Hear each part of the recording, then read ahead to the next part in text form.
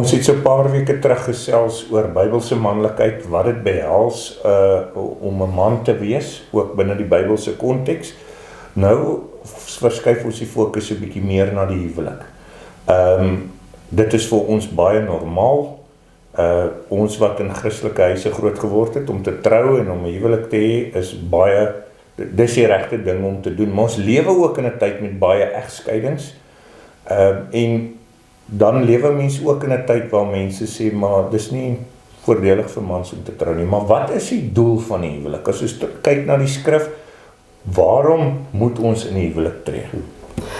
Ek dink aan die wortel daarvan kry ons die eerste antwoorde op die vraag in Genesis alreeds, waar God die manskape, die menskape as man en vrou, en sê die man moet sy vader en sy moeder verlaat, sy vrou aankleef, en hulle sal een vlees word. Dit is nogal 'n belangrike term, want die eerste doel van die huwelik is om die beeld van God volledig te maak. Die beeld van God is in elke mens ingeskape, maar dit verskil by mans en vrouens. Sekere van die eienskappe van God, en as 'n lang teologiese gesprek oor wat die beeld van God beteken, maar in kort kom dit daarop neer dat God sekere van sy eie eienskappe ook in die mens inskape. En dat die mens daardeur in 'n posisie gestel word om in verhoudings te kan leef, in staat gestel is om in verhoudings te kan leef, in verhouding met God, maar ook in verhouding met mekaar. En die belangrikste menslike verhouding is die huwelik. So, sekere eienskappe van God is baie sterker by 'n man en sekere is baie sterker by 'n vrou. En wanneer 'n man en vrou een vlees word, wanneer hulle by mekaar kom in die huwelik, dan maak hulle eintlik een volledige prentjie van die beeld van God. So dis die eerste belangrike doel. En dan gee God direk daarna, Genesis 1:28, die opdrag, wees vrugbaar en vermeerder. En die idee daarmee is om te sê, nou moet die mens die beeld van God wat in hulle leef, vermeerder. Hulle moet die beeld van God vermeerder. En dan uiteindelik as 'n mens deur die verlossingsgeskiedenis werk, kom jy baie duidelik by die beginsel uit wat uiteindelik gekristalliseer word in Efesiërs 5, waar die vergelyking getref word tussen Christus en sy kerk, wat vergelyk word met die man en die vrou in die huwelik. En dan word daar gesê, die man moet die hoof wees van sy huis, soos Christus die hoof is van sy gemeente. Die vrou moet onderdanig wees aan die man, soos die gemeente aan Christus. En dan kry ons die derde beginsel wat sê, die huwelik het ten doel om die beeld van God te vertoon. So in wese en die gronde daarvan is die huwelik iets wat gaan oor God, om sy beeld volledig te maak, te vermeerder en te vertoon. En dit is nogal belangrik, want dan kry mens iets soos 'n teks soos Romeine 1, waar jy sien hoe verwronge seksuele praktyke toegeskryf word daaraan dat die skepsel vereer word bo die skepper. En dis natuurlik presies wat gebeur, as die huwelik vir mense gaan oor die mens, en ons begin in 'n argument ingaan wat sê, wat maak dit aan jou saak, as twee mense gelukkig is, maak dit so ons nie saak watter mense met mekaar trou nie. Dis net 'n kontrak. Dis maar net 'n kontrak. Dan gaan dit net oor die mens, en dan maak dit nie saak as 'n man met 'n man trou of 'n vrou met 'n vrou nie. Maar as dit gaan oor God, en dit moet 'n komplementerende rol wees wat die beeld van God volledig maak, dan het jy 'n man en vrou nodig. Wanneer dit 'n verhouding is wat die beeld van God moet vermeerder, dan het jy 'n man en 'n vrou nodig. En om daai rolle en die verhouding tussen Christus en sy kerk te vertoon in jou huwelik, het jy 'n man en 'n vrou nodig. Om dan jou vraag te antwoord verder, dat in 'n wêreld vol egskeiding en waar mense baie dikwels die nadele uitwys van die huwelik en hoe mense kan seer kry in die huwelik en hoe iemand te nagekom kan word deur egskeiding of iets in die lyn, dan moet 'n mens besef die voordele van die huwelik vir die mens om die plan van God uit te leef is vir die mens voordelig. Om te leef soos wat jou skepper jou geskape het om te leef, is vir jou voordelig.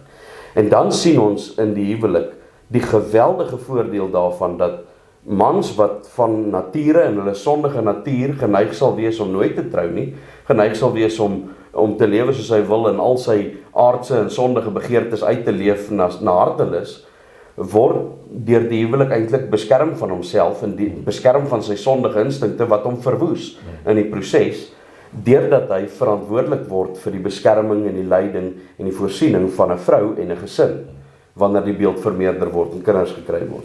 En vir die vrou is dit voordelig, want sy kry daardie beskerming. So, in 'n sekere sin, dit is ook al so beskryf, Die voordeel van die huwelik vir 'n vrou is dat sy 'n beskermer kry en 'n voorsiener kry en 'n leier kry wat haar kan help met die grootmaak van die kinders, wat vir haar kan voorsien daarin, vir haar beskerming kan bied, waarin sy kan floreer. Die voordeel daarvan wat die man daarin kry is, in ruil daarvoor kry hy 'n koninkrykie van sy eie wat hy kan regeer en wat hom motiveer en wat hom, baie interessant, die statistieke sê vir jou, getroude mans verdien meer as enkelopende mans. En mense dink 'n enkelopende man kan al sy tyd wy aan sy loopbaan en hy gaan baie meer geld maak, hy gaan baie harder kan werk. Dit werk nie so nie. Mans word gemotiveer deur 'n gesin om te versorg. Dit gee vervulling, dit gee vreugde en uiteindelik is dit voordelig vir mans. So ten spyte van al die wysheid van die wêreld, sekulêre wysheid wat mans deesdae wil waarsku teen troue, om te trou is goed vir jou. Dit maak van 'n man 'n beter man, dit maak van 'n vrou 'n beter vrou. Ek wil 'n strikvraag vra. Paulus, toe hy op sy sendingreise was, wat gesê het, dis beter om dan nie te trou nie. Ja. En ons haak aan by hierdie sekulêre antwoorde, die hele teiken en die victimisering van die man, die sogenaamde patriargie, wat net so sleg is en dit moet teengestaan word. Sou, as ek nou 'n klip in die bos kan gooi en om te sê, maar kan 'n mens nie vir Paulus aanhaal en sê, in tye soos hierdie, is dit beter vir 'n man om nie te trou nie. Jy het nou redelik die gesin hanteer, maar uit daai idee van selfbeskerming, hoekom het Paulus dit gesê, en is dit wel van toepassing of glad nie? Ja, dis interessant, Paulus, in 1 Korintiërs 7 praat Paulus hiervan, en hy noem beide gevalle, hy noem van mense wat eerder moet trou, en hy noem van mense wat eerder nie, wat het vir wie dit goed sal wees, om nie te trou nie, maar dis nie heeltemal wat hy sê nie. Dis interessant, as Paulus daar praat, dan sê hy, dit sal beter wees as julle soos ek is.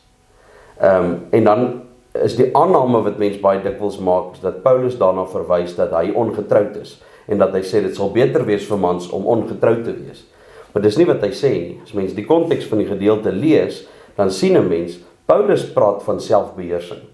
Paulus praat van die vermoë om in 'n ongetroude toestand jou selfbeheersing te hê en sedelike norme te kan handhaaf en celibaat te kan bly. Dis waarvan hy praat as hy sê, as dit nie vir jou moontlik is om te trou nie, en as jy soos ek in die sendingveld is, of jy in 'n moeilike omstandighede, of jy in 'n besondere roeping staan, waarin jy jou lewe aan die koninkryk wy, en dit jou nie beskore is om te trou nie, dan is dit beter dat dan sal dit goed wees as jy die eienskappe het wat ek het. Dis 'n gawe wat Paulus gehad het, dat hy daardie selfbeheersing gehad het. En dis eintlik waarna hy verwys. So die Bybelse norm bly die huwelik. Maar in 'n gebroke wêreld gaan dit so wees, dat almal gaan nie 'n huwelik beskore wees nie. Almal gaan nie kan trou nie, net soos almal nie kan kinders kry nie. Waarna Paulus verwys om te sê, dit sal goed wees as jy die selfbeheersing het wat ek het. Dat jy nie in sedeloosheid verval nie. Maar andersins sê hy, is beter om te trou, eerder as om van begeerte te brand.